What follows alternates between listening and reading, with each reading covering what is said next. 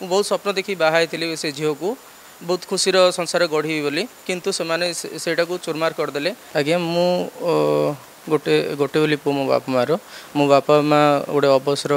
बापा होचंदी अवसर प्राप्त शिक्षक आउ मोर माँ हाउस वाइफ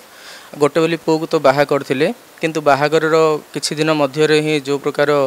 अशांति आ मानसिक जंत्रणा आउ मु जो विभिन्न प्रकार टर्चर पाइली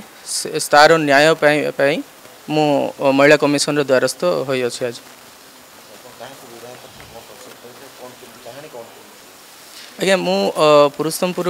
गंजाम जिला पुरुषोत्तमपुर गाँव स्वर्गत प्रसन्न कुमार राउल तांकर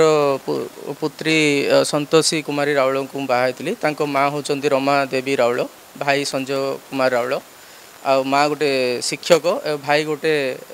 डॉक्टर झील भी गोटे उच्च शिक्षित झील आ 21 तारीख मे 21 तारीख 2023 रे मोर बाहागर होइतिला। बाहागर किछि दिन पर ही सब प्रकार परिस्थिति सबू आश्चर्यजनित परिस्थिति आम देखीलु से बहुत सारा आम बहुत सारा टर्चर पाई मो बापा माँ भी बहुत टर्चर पाई।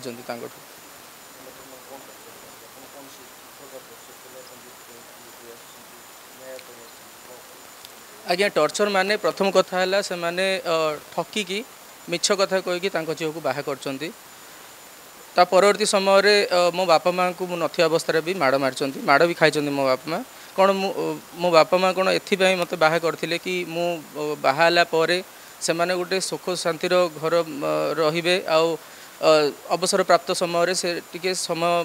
सुखर समय बिताया बोली से मु बाहाई थी। मु बहुत स्वप्न देखी बाहाई से झील को बहुत खुशी संसार गढ़ी बोली किंतु से चुरमार करदे आमर मान सम्मान को पूरा माटी मिसई देते। एमती कि मानसिक निर्यातना तो है से मो बापा माँ माड़ भी खाइले आमर जीवन प्रति भी विपद अच्छे से झील को लेकिन परिवार को नहीं।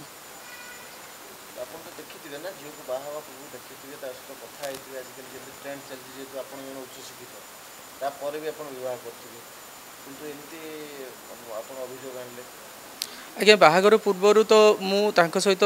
कम्प्लीटली मिसिकी नथी कौन पाए बाहागर आमर अरेंज मैरेज होता घर को जाकि देखी देखला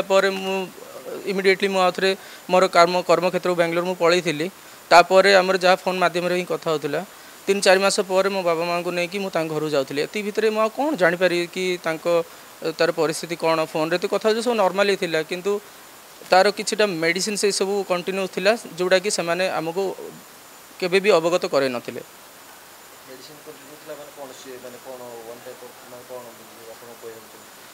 हाँ परवर्ती समय आम से जाना पाइलु कि से गोटे मानसिक रोगी बोली।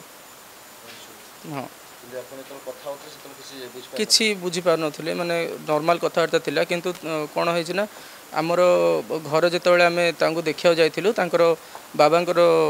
एक्सपायर होता तो आम भाविलु कि से सदमा